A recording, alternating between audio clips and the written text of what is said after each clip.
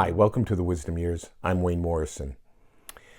For the last couple of years, I've been talking on this channel, and I'm going to deviate from that. I am going to do an interview with somebody who has a fascinating story to tell about cancer, death, alcoholism, and spiritual rebirth. And I think you'll agree it's a fascinating story. In the interest of honesty and transparency, she's my daughter. Welcome, Jennifer Kupalo, and can you tell us a little bit about your background? Thank you. Sure. I was born in the 70s in Colorado. Father, military for a bit, so I traveled a bit, got the Philippines and New York, but really I consider Rhode Island my home. I was in Rhode Island by my later childhood and did all my schooling pretty much in Rhode Island. I will often tell people I had a very vanilla life until I didn't experience, for example, my first death till I was 19 years old when my grandfather died. So I had a very nice, easy childhood, did things very traditionally, went to school with the purpose of getting to college, went to college, met my boyfriend, dated him for X amount of years, got engaged for X amount of years, got married, and just went the traditional American route, I guess you would say. Kind of all things in order.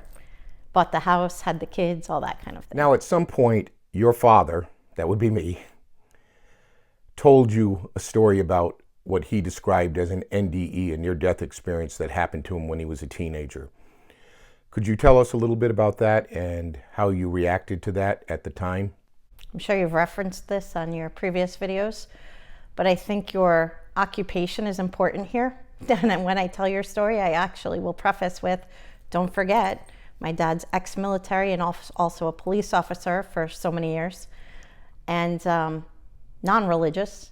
I was 12 years old. I remember it distinctly. I remember where we were. We were in our house, and we were in the basement, and we were talking, and you had made a video for your class at Salve Regina, and you said, I'm going to share this video with you, but let me tell you what happened.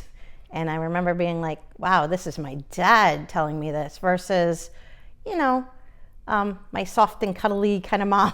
Not that you weren't that, but you were also a serious kind of presence. So after you graduate high school, you go to college, and you meet Rob, you fall in love, and you get married. And could you tell us that story and where that led? All right, again, very traditional route. We get married, 6 months later, I get pregnant with our first child. 2 years after that, we get pregnant with the second child. Very, very traditional marriage. Again, in retrospect, very easy. Maybe didn't feel super easy at the time. In retrospect, very easy. Easy relationship. We had the fortune, I think it was good fortune, of being friends first. And that I don't think always happens. So we knew each other very well before this all happened. And so we kind of fell into this very easy life pattern until March of 2006. So Rob had been sick, and nothing crazy that I thought. He had been sick, and he had been going back and forth to the doctors, and maybe it's a sinus infection, maybe it's this, we'll try that. And so on March 3rd of 2006, he had a doctor's appointment, which I thought nothing of. Cell phones were relatively new at the time, but he had one. And when I came home from work, I had already expected to hear from him, but when I came home from work, I saw that he had left his cell phone home. And so I said, oh, that's why I haven't heard from him. So I started calling his office. He was an engineer. I started calling his office. No answer. Now his appointment was at 11 in the morning, and now it's getting 3:30, 4:35. And so before the office closed, I called our doctor. We shared a doctor, and I said, what's up with Rob's appointment? We had a very awesome doctor, but very confidential, very by the rules. And he said, you haven't spoken to him? And I should have known then, but I didn't. I said, no. And he said, well, he'll tell you when he gets home. And I just started to get very worried, only really worried about where he physically was. My brain wasn't there. And at about 5:30 in the evening, by the way, March 3rd, 2006, major snowstorm, one of those weird March snowstorms. At about 5:30 in the evening, dark out, a tow truck pulls into our driveway. And when I tell this story, I always say, the second our eyes met when Rob got out of the tow truck. I knew it was like real serious / terminal. And it was real serious / terminal. So he got, he had gone to the doctor. The doctor sent him to the hospital for some further testing. The testing found a watermelon-sized tumor that had crushed his right lung. We obviously had to go to we were at a smaller hospital. We had to go to our more major hospital. So we ended up there that night, and he spent 30 days in there.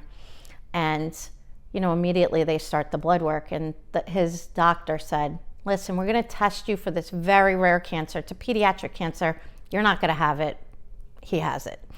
We find out about a day later he has it. It's called primitive neuroectodermal tumor. They call it PNETs for short. Obviously, you need to shorten that.